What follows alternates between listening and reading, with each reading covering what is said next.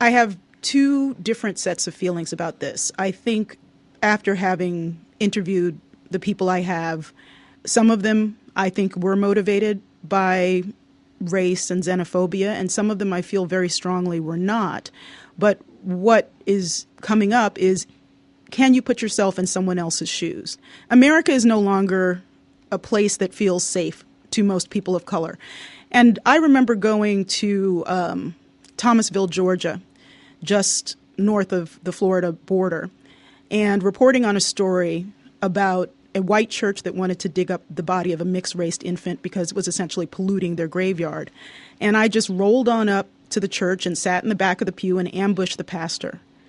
And I saw the black people there, and I met the white people there. And if I lived there, I would not feel safe. So it's well and dandy for me to go get a coffee in Brooklyn that costs $6. But what's going to happen to the people in the little black hamlet outside the white trailer park? I'm not being nicey nice. I'm just being real. And there's a lot of places in America where people will feel measurably less safe. Violence against Muslim Americans rose by 72% since Donald Trump started running for president.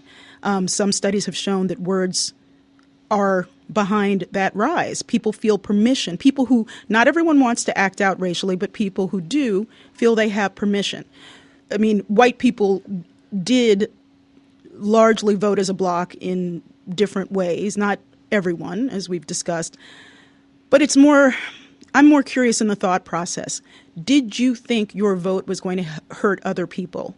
Did you care? I think some people do care very deeply, and they think that Donald Trump will be better for everyone.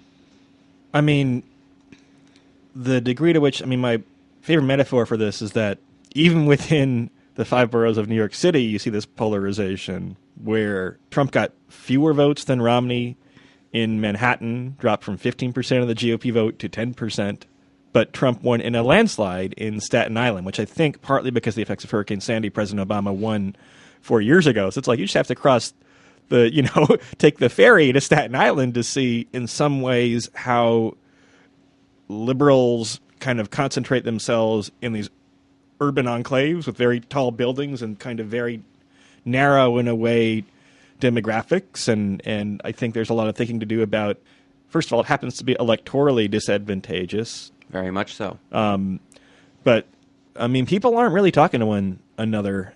And Democrats don't have a message that speaks to people over big swaths of the country.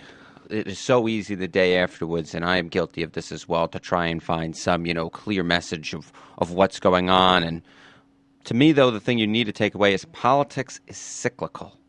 Politics is cyclical. We are always looking for Obama said that in his speech. Exactly. We are always looking for the reason why things occurred. But the fact is, people just sometimes want a change, and that occurs very regularly. Go back in 1992, Democrats were able to get all three, the presidency, the Senate, and the House.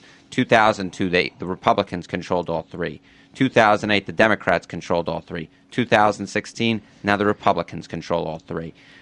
We're going to have a midterm election in 2 years. If history goes the way that we think it's going to go, and maybe history should be tossed out the window in some sense, we'll see Democrats gain, and we'll go, oh, my God,